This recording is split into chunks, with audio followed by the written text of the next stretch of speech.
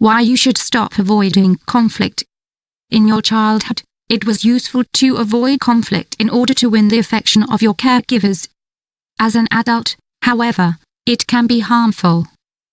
The relationships you have with others have an important impact on your well-being and emotional health. If you are living in a harmonious, respectful and peaceful environment, it is likely that on a personal level you will also feel calmer and more satisfied.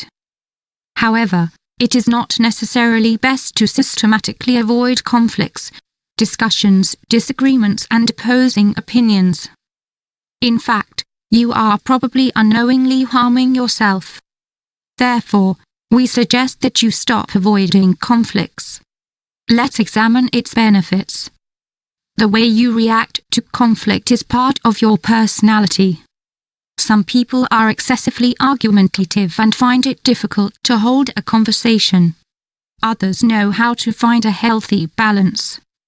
It allows them to communicate assertively. Then there are those who simply flee from any kind of conflict and try to reach an agreement at any cost. If you belong to this last group, know that your tendency to avoid conflict is due to special reasons, which we will discuss below. But even if it is not your fault, it is important that you take responsibility and start working on being conflict-averse in order to prevent the negative consequences. Running away from conflicts damages your self-esteem and your relationships with others. It is harmful to be conflict-averse. It is not easy to understand if you shy away from conflict. Furthermore, conflict avoidance is generally valued and well regarded by others. People will perceive you as generous and easy-going. Perhaps you are even proud of this trait yourself or consider it to be positive. However, you might want to think again if you exhibit any of the following behavior patterns. You seek to please others. This is always your priority, even above your own needs. You withhold your opinions, feelings and contributions if they go against the general tone of your interlocutor. You have difficulty setting boundaries, making requests and expressing complaints or criticism. In fact, it is common for you to suppress your emotions in order not to make others feel uncomfortable. When there is a problem to be solved, you refuse to see it. You'd rather give in or ignore it than start an argument. You feel really uncomfortable debating or facing situations. These attitudes are generally a result of early learning that you received in your childhood. Perhaps you grew up in an authoritarian environment or with caregivers who were not very responsive to your needs. When you cried, shouted, or expressed your disagreement or resistance, your caregivers may not have been available to accept your feelings and give you space. Instead, they responded with rejection, threats, punishment, or withdrawal of their affection. Therefore, you learned that in order to be loved and accepted, in fact, to survive, you had to adapt to other people's expectations, be accommodating and not be a bother. As this carried over into your adulthood, you were cut off from your needs, with poor communication skills and low self-esteem. Avoiding conflicts has consequences. In your childhood, it was helpful, and even necessary, to avoid conflict in order to win the affection of your caregivers.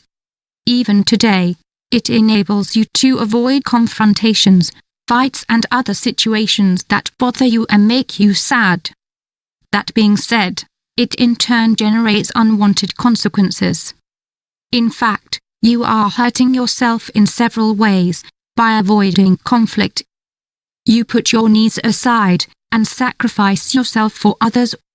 This constitutes a lack of respect for yourself.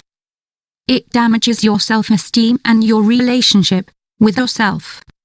You show yourself in every action that you cannot be trusted to take care of yourself or prioritize yourself. You tolerate disrespect from others and allow them to overstep your boundaries.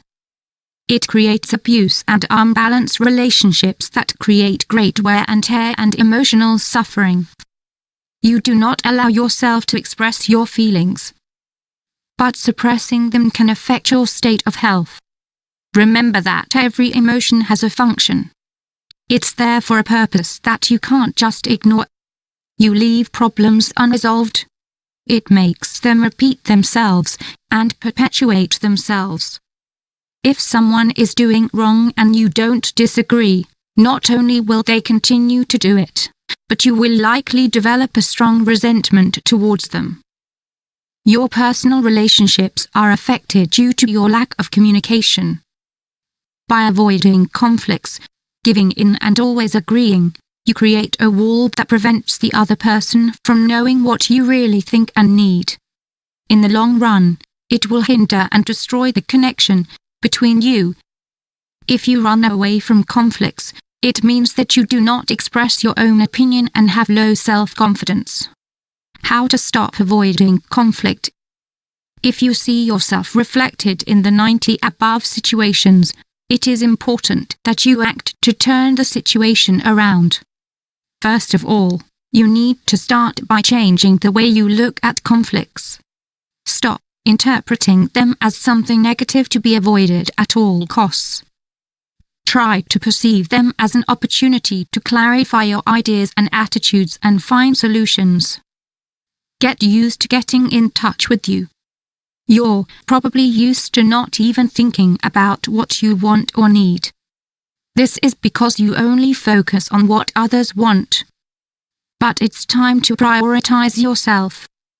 Although you may not be able to express or assert your thoughts and feelings at first, you can at least get in touch with them and become aware of them. After taking the previous steps, try to externalize as much as possible. Start setting boundaries, making requests, and gradually expressing your disagreement in situations that feel safe to you. With practice, you will feel more comfortable and you will be able to transfer this behavior to other more complex scenarios. It may be necessary to seek help. First of all, get rid of your fear of disappointing others and remember that nothing terrible will happen if the other person gets angry. You are no longer an infant dependent on your caregivers, but an adult with a right to express yourself and the ability to handle disagreements. If these tasks are a little too complicated for you, or if you don't feel prepared to do them, don't hesitate to seek professional help. Clinical psychology has techniques and tools that can help you gain confidence and learn to assert your opinions properly.